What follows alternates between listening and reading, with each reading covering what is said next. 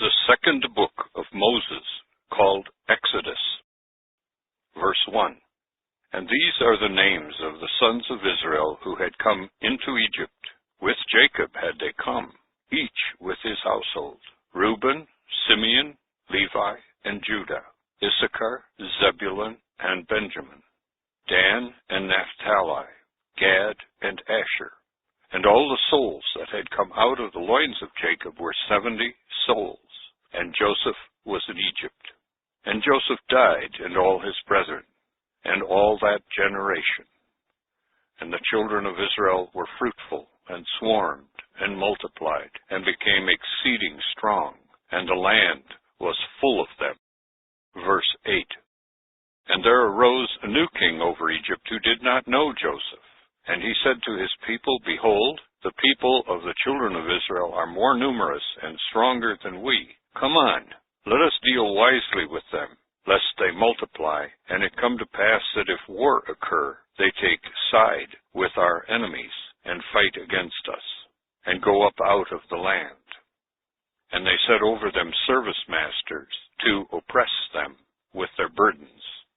And they built store cities for Pharaoh, Pithom and Ramesses.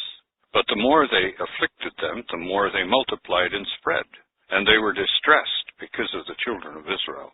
And the Egyptians made the children of Israel serve with harshness, and they embittered their life with hard labor in clay and bricks, and in all manner of labor in the field.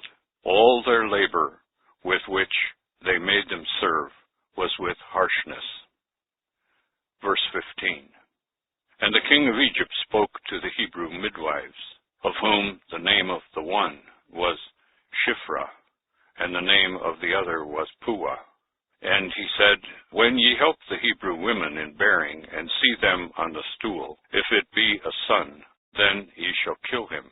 But if a daughter, then she shall live. The midwives feared God, and did not as the king of Egypt had said to them, but saved the male children alive.